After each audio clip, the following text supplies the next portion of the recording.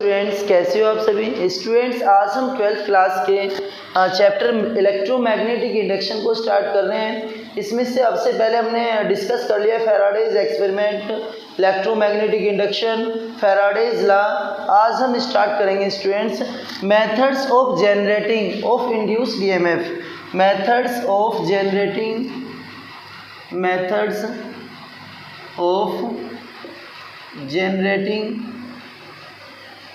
of induced EMF।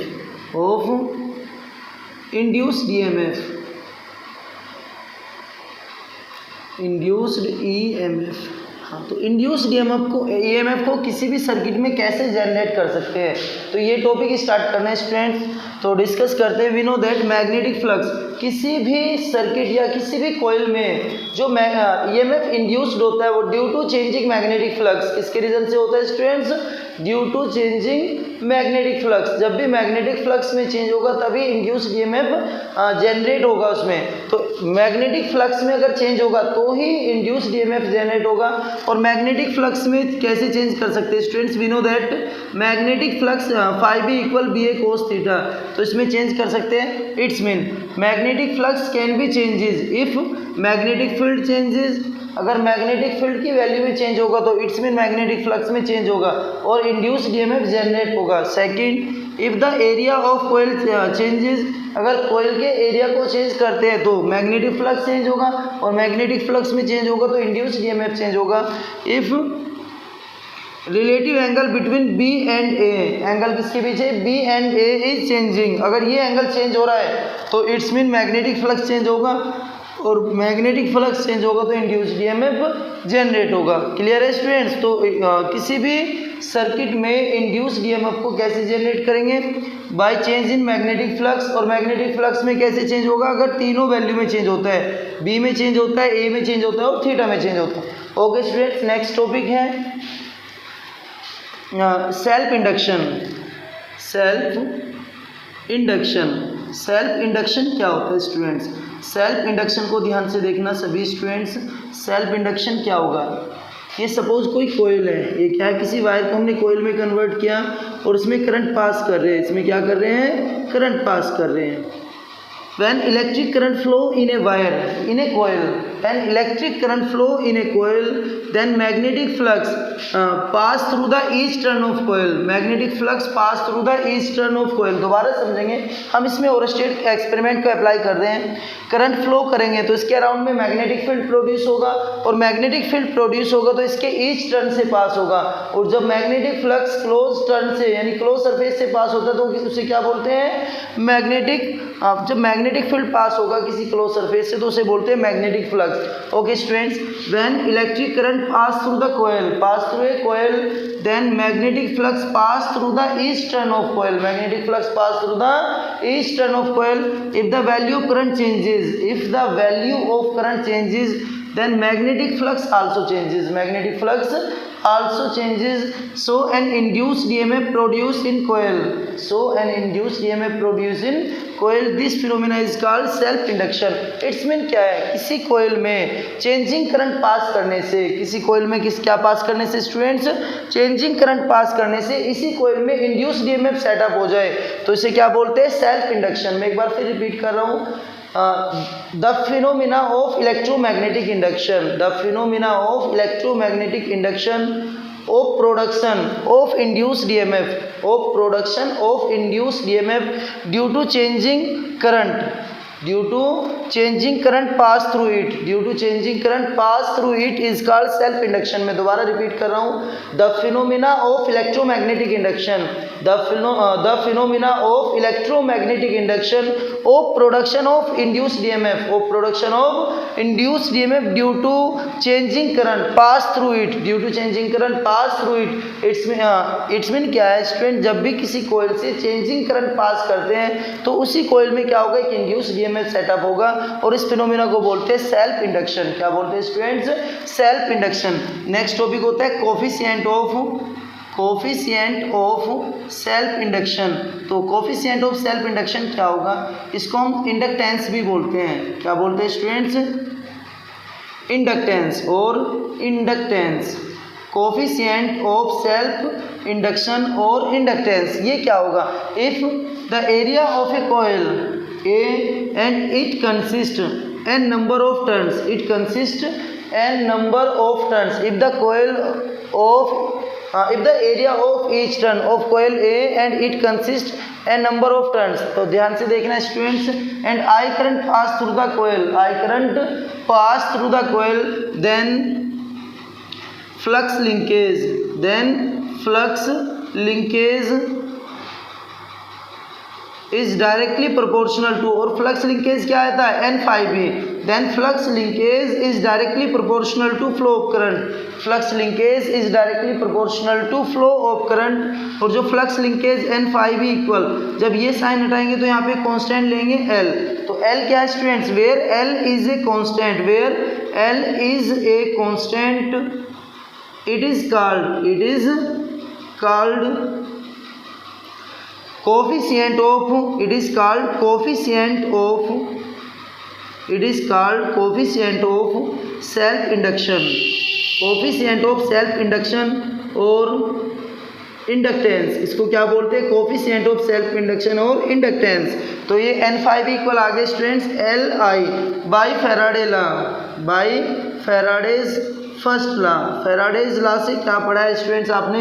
E equal पढ़ा है negative N, तो इसका अगर हम मैग्नीट्यूड देखते हैं तो मैग्नीट्यूड कैसा होगा? पॉजिटिव होगा, तो E इक्वल यहाँ से हो जाएगा, ये लिख लो अभी negative, delta phi B upon delta T. E equal क्या होता है?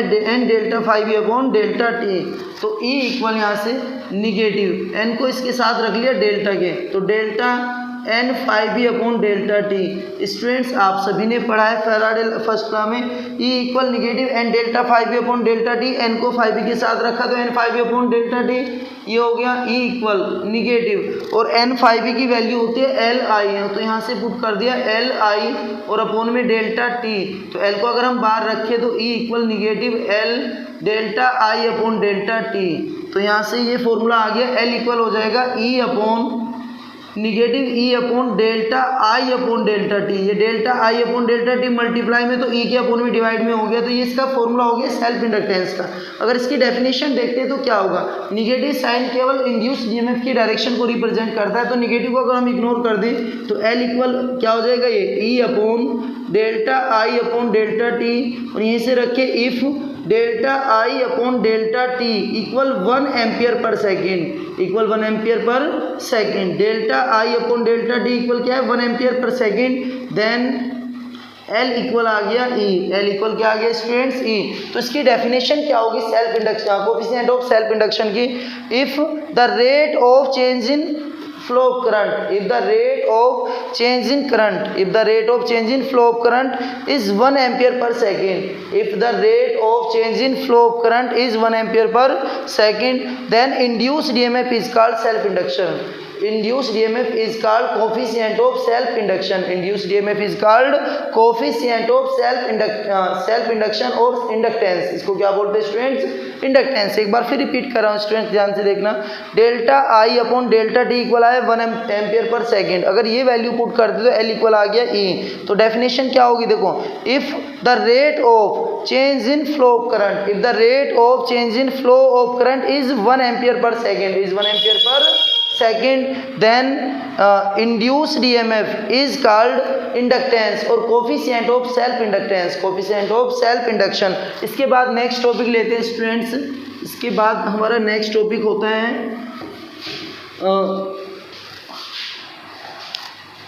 Coefficient inductance of a long solenoid, inductance of a long solenoid, long solenoid. तो किसी लॉन्ग सोलेनोइड का इंडक्टेंस कितना होगा ये देखते हैं, ऑफ ए लॉन्ग सोलेनोइड।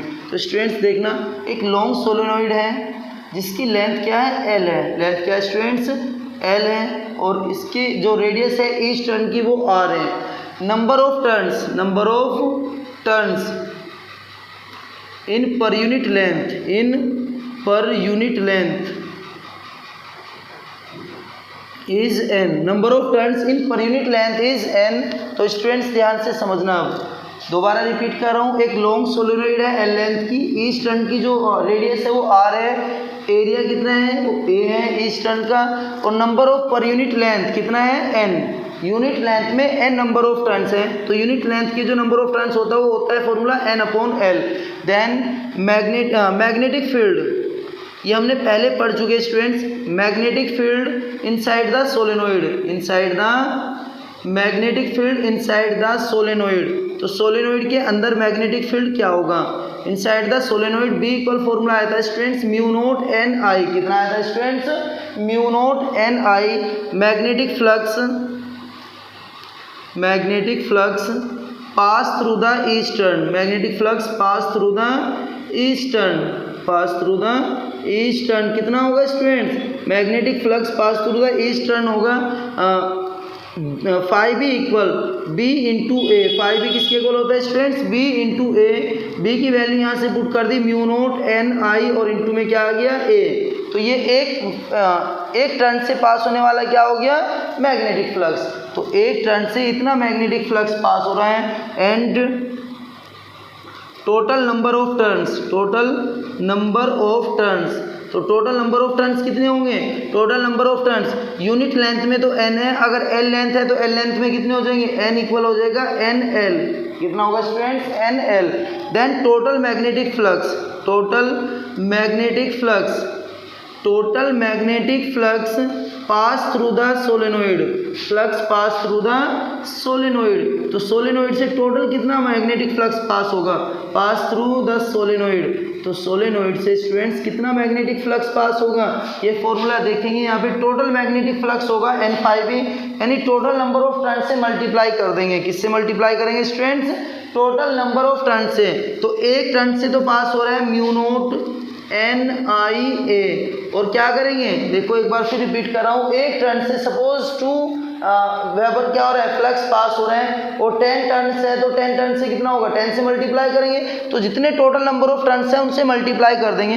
एक टर्न से फ्लक्स पास हो रहा है म्यू नोट एन आई ए, और टोटल नंबर ऑफ टर्न्स क्या है एन एल, तो इससे मल्टीप्लाई कर देंगे, इसमें मल्टीप्लाई बाई एन एल, तो जो टोटल फ्लक्स आएगा, टोटल फ्लक्स वो किसके इक्वल आ गया स्टूडेंट्स, ये इक्वल आ गया म्यू नोट एन की power 2 I A L. And अभी हमने पढ़ा है जो टोटल फ्लक्स होता है वो फ्लक्स लिंकेज होता है वो किसके इक्वल आया था, L I. And total flux equal किसके आया था स्टूडेंट्स, एल आई के। तो दोनों इक्वेशन को हम इक्वल पुट कर देंगे from equation first and second, from equation first and equation second, from equation first and equation second, दोनों इक्वेशन से वैल्यू को पुट करो और यहाँ से वैल्यू आ गई एल आई, कितनी आ गई स्टूडेंट्स, एल आई, और इक्वल है फॉर्मूला यहाँ से mu naught N square I A L, तो आई से आई कैंसिल हो गया तो एल इक्वल आ गया mu naught N square A L.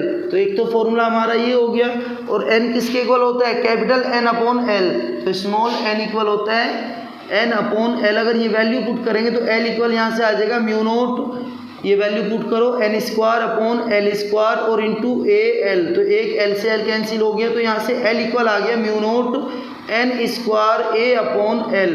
तो ये आ गया self inductance of a long solenoid, क्या आ गया students, self inductance of a long solenoid. Okay students.